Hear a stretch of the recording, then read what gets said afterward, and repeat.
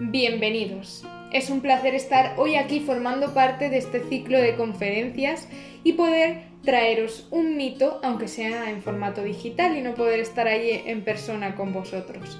Así que hoy os remito a un mito, y este es el mito de Procne y Filomela. Primero vamos a ponernos en situación.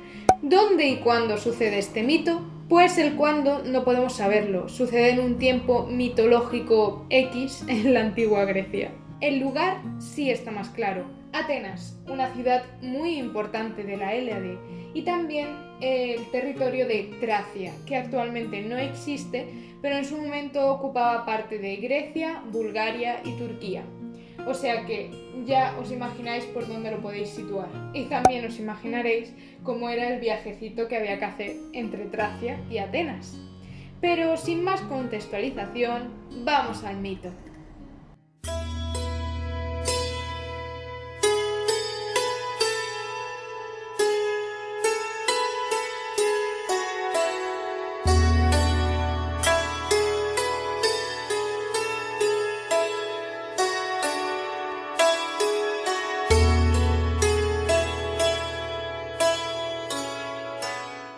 Proseguí, cuidado, este mito contiene dramatizaciones que han sido tildadas de griego ficción por los actores y una servidora.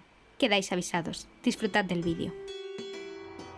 Hace muchos siglos, reinó en Atenas un rey llamado Pandión, que llegada la edad se casó con una náyade llamada Zeusippe, y juntos tuvieron 4 hijos, 2 niños, Erecteo y Butes, y 2 niñas, Procne y Filomela. Las niñas crecieron felices en la tierra de su padre, rodeadas de cuanto podían desear, y finalmente se convirtieron en 2 hermosas jóvenes, aunque tal vez Filomela tenía mayor dulzura en sus rasgos.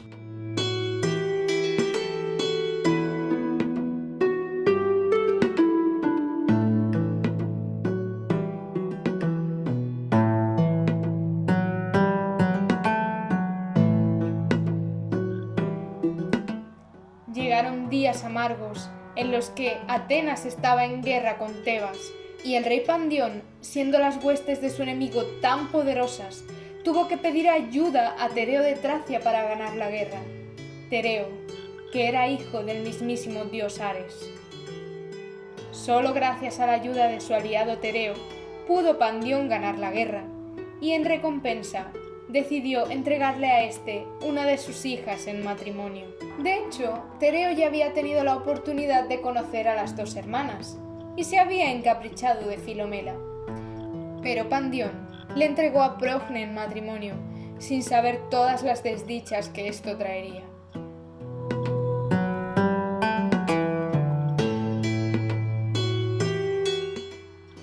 Digamos que los augurios para ese matrimonio nunca fueron buenos. Los dioses pretendían que algo oscuro sucedería, pero ninguno hizo nada por impedirlo. Aquella noche, su noche de bodas, un búho se posó en la ventana de su habitación, un muy mal signo. El día después de la boda, Procne y Tereo partieron hacia Tracia, y allí, 9 meses después, Procne dio a luz a su hijo Itis, que fue recibido con gran alegría por el pueblo tracio.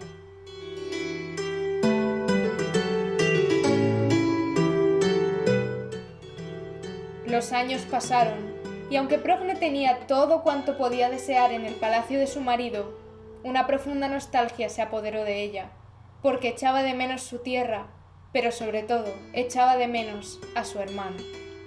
Fue entonces cuando se armó de valor para pedir a su marido Tereo que viajara a Atenas y regresara con su hermana, pues la extrañaba enormemente. Y a Tereo no le desagradó aquella petición, pues estaba deseando volver a encontrarse con Filomela. Al día siguiente y sin más tardanza, se embarcó rumbo a Atenas, y al llegar desembarcó en el puerto del Pireo. No tardó en dirigirse a casa de su suegro Pandión, quien le recibió con gran alegría, impaciente de recibir noticias sobre su hija y su nieto. Allí también estaba Filomela, y al verla a Tereo, se percató de que su belleza había aumentado aún con el pasar de los años. Estaba tan ansioso por amar a esa mujer que decidió que lo conseguiría de un modo u otro. Cuando Tereo le pidió a Pandión que Filomela le acompañara a Tracia, éste se negó en rotundo. No iba a dejar partir a su hija un viaje tan largo. Sin embargo, Tereo, astuto, habló con Filomela, diciéndole cuánto le extrañaba a su hermana, las ganas que tenía de estar con ella en su gran palacio. Esto hizo que Filomela acabara por pedir ella misma a su padre partir a Tracia. Tantos eran los deseos de reencontrarse con su hermana que poco le importaba el viaje. Finalmente, Pandión, sin saber de las tretas de Tereo, aceptó. Cuando llegó la hora de la partida, Pandión suplicó a Tereo que trajera de vuelta a su hija Filomela, pues era lo que más quería en el mundo. Pero Tereo no tenía ninguna intención de cuidar de Filomela. Una vez hubieron zarpado, el rey de Tracia se sintió satisfecho. Su plan había funcionado. Y día y noche posaba sus ojos sobre la inocente Filomela, que nada sabía de sus malvados propósitos. Y cuando llegaron a Tracia, en lugar de conducir a Filomela con su hermana Progne, la llevó a una finca apartada donde nunca nadie iba. Y prosiguió con sus mentiras, diciendo a Filomela que su hermana había muerto y él no había tenido el valor de confesarlo frente a su padre. Por lo tanto, su deseo no era otro que casarse con Filomela ahora que Progne ya no estaba. Filomela se negó, lloró, suplicó, pero finalmente no tuvo más remedio que aceptar la voluntad de Tereo.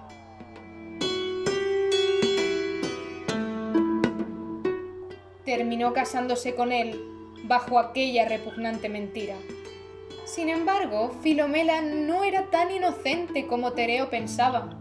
Y, naturalmente, comenzó a sospechar, porque vivía en una gran finca, con criados y todo cuanto necesitaba, pero constantemente vigilada, y no podía salir.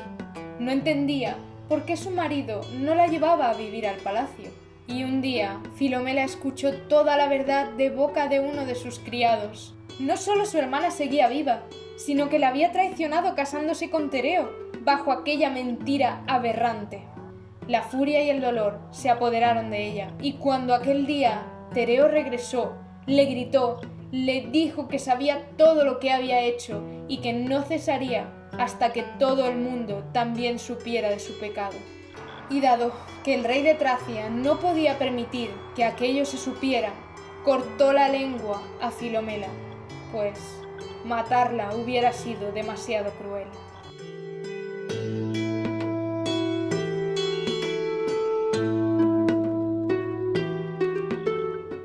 Mientras tanto, Progne, en el palacio, no dejaba de pensar en su hermana, que no había regresado junto a su esposo de Atenas.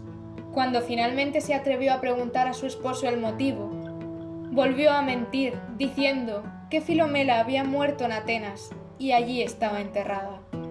Progne quedó desolada, se vistió de luto y celebró increíbles funerales en honor de su hermana. Y Filomela, por su parte, que aún vivía, estaba completamente vigilada en esa casa y no podía salir, no podía avisar a su hermana de lo que le sucedía. Además, ya no podía hablar, así que le hubiera sido imposible contar el crimen del que había sido víctima. Pocos divertimentos le quedaban en su encierro. Sin embargo, tenía un telar, así que encontró la manera de hacer llegar su historia a su hermano. Día y noche tejió y bordó hasta que elaboró un precioso tapiz, cuyas imágenes contaban su triste historia. Cuando finalmente su obra estuvo terminada, le pidió a uno de sus criados que se la llevara como regalo a la reina Progne. Cuando el tapiz llegó a manos de Progne, pudo leer sin dificultad toda la historia, todo lo que había acontecido a su hermana. Su corazón estaba roto de dolor, pero más aún, lleno de odio hacia el rey de Tracia. Progne ya solo podía pensar en una forma de vengar tan terrible crimen. Una noche, mientras se celebraban los rituales báquicos y la reina tenía permiso de abandonar el palacio durante la noche, se dirigió a la finca donde ya sabía que estaba encerrada su hermana. La liberó y la llevó con ella al palacio. Ambas lloraron de felicidad de haberse reencontrado, Pero Progne solo podía pensar en la venganza, en de qué modo haría pagar a aquel hombre el daño que había causado a ambas. Fue entonces cuando su hijo Itis entró en la habitación y corrió a abrazar a su madre. Entonces Progne, viendo en el niño la cara de su padre, comprendió el castigo que debería darle. Abrazó a su hijo y lloró. Lloró porque sabía lo que estaba a punto de hacer. Itis no podía huir de su propia madre, y ni siquiera lo hizo cuando Progne y Filomela tomaron un cuchillo y le atravesaron el pecho. Entre las dos llevaron el cuerpo del niño a la cocina, lo cortaron y lo prepararon para cenar. Cuando llegó la hora del banquete, las dos hermanas sirvieron a Tereo la cena, que comió con gusto, alabando el plato, diciendo que era el mejor guiso que había probado nunca. Solo al terminar, recordó que no había visto a su hijo y preguntó por él. Progne declaró orgullosa que él mismo se lo acababa de comer, y entonces apareció Filomela, cubierta de sangre, con la cabeza de Itis en sus manos, la cual arrojó sobre la mesa. Tereo se volvió loco de rabia al contemplar esta escena, gritó de furia y de dolor, desenvainó su espada y comenzó a perseguir a las hermanas, que huyeron rápidamente de allí. Corrieron tanto que a Tereo le pareció que tenían alas, y así fue ciertamente, pues los tres se habían transformado en pájaros. Progne en un ruiseñor, Filomela en una golondrina y Tereo en una bubilla que las perseguiría por siempre.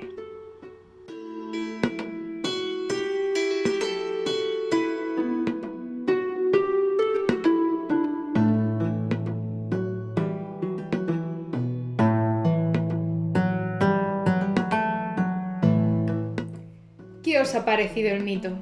Duro, sangriento, como casi todos los mitos griegos, como el de Medea, que también mata a sus hijos para vengarse de Jasón. La verdad que tienen formas muy intensas de vengarse. No me extraña que los personajes de la mitología griega hayan dado nombre a tantos trastornos psicológicos y psiquiátricos como síndrome de Medea, de Electra, de Edipo, infinidad. Pero yo soy arqueóloga y, dado que el objetivo de estas conferencias es poner de relieve la importancia del tejido y el bordado en la antigüedad griega, vamos a ello. ¿Qué nos dice la arqueología sobre esto? ¿Y vosotros qué pensáis cuando pensáis en la ropa, en el textil de la antigüedad? La gente se vestía, obviamente, pero no solo con túnicas, ni con esos trajes tan bonitos que habéis visto en la griegoficción de antes. Había muchas prendas, había una variedad increíble de túnicas, de mantos, de cinturones, de calzado, impresionante. Pero vamos a hablar del tejido. El tejido es una labor que quedaba siempre en manos de las mujeres, al menos por lo que nos dicen las representaciones. Era una tarea que se llevaba a cabo en la casa por las mujeres o más tarde en talleres, pero el tejido, la elaboración de telas y de ropa recaía en la mujer. Y dado que la arqueología se ocupa de cosas materiales, tangibles, me diréis, ¿se han encontrado tejidos de la antigua Grecia? No que yo tenga noticia, el tejido se conserva muy mal, es muy difícil que lleguen hasta nuestros días tejidos de tanta antigüedad, salvo en casos como Egipto, que al ser el desierto, pues sí, se han conservado cosas incluso más antiguas, pero no estamos en Egipto, vamos a quedarnos en Grecia. No se han conservado tejidos, pero sí se han conservado otras cosas implicadas en su producción. Por ejemplo, mirad esta imagen, son dos mujeres tejiendo en un telar. ¿Qué elementos de aquí creéis que nos pueden haber llegado hasta el día de hoy? Por ejemplo, ¿alguien sabría decirme qué es esto? Puede que sea la primera vez que lo veáis, pero esto es una fusayola o tortera y se usaba para colocar en el extremo del hilado, del hilo, y así hacer los ovillos que luego ibas a utilizar en el telar. Y esto es una pesa de telar que habéis visto en el dibujo. Eran piezas de cerámica, generalmente, que se colocan atando las cuerdas de la urdimbre del telar para mantenerlas tensas y con un peso debajo. Estas cosas sí se han conservado. ¿Hay otros lugares donde podemos encontrar evidencias del tejido en la antigua Grecia? Sí, porque como los griegos no pintaban ni nada, pues sí, hay muchas representaciones de telares, de mujeres tejiendo, de mujeres hilando, y esto nos da mucha información de cómo se realizaban estas tareas. Aquí os dejo una ilustración de Francesc Rafols que podéis encontrar en la web de Past Woman, una que os recomiendo bastante, os la dejaré en la descripción del vídeo si os interesa la historia de las mujeres en la antigüedad. Y ahora os voy a contar por qué he elegido este mito y no otro. Y es porque yo ya lo conocía, y precisamente no por los griegos, sino porque este mito tiene una versión aquí en España en un romance castellano. Es una historia adaptada a lo que aquí pues se comprendería y que yo conozco gracias al cantante maravilloso y excelso Joaquín Díaz. Os recomiendo mucho que la busquéis o le decís a Sonia que os la ponga ahora.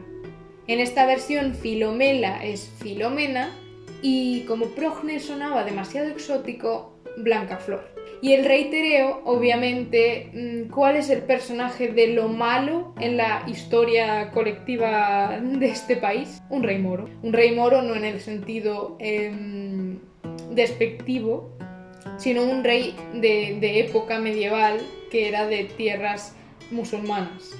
¿Qué os quiero contar diciendo que este mito tenía su versión aquí en España? Pues que la cultura griega permeabiliza a tal punto en nuestra sociedad que hay hasta canciones populares de aquí que tienen su origen en historias de allí. Tenéis que recordar que la cultura griega está muy relacionada con la nuestra.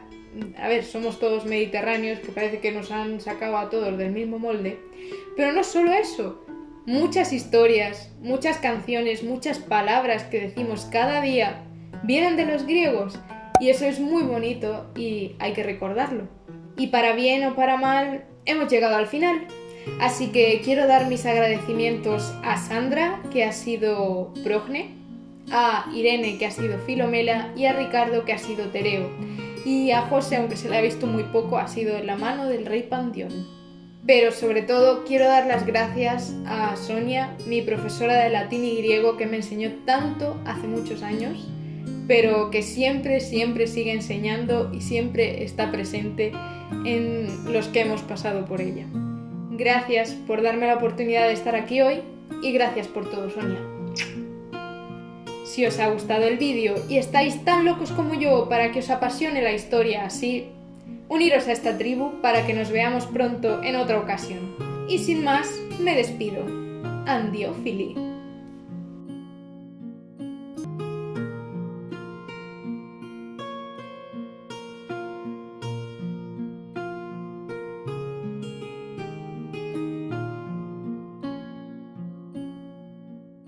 Por las orillas del río, doña Urraca se pasea con dos hijas de la mano, Blancaflor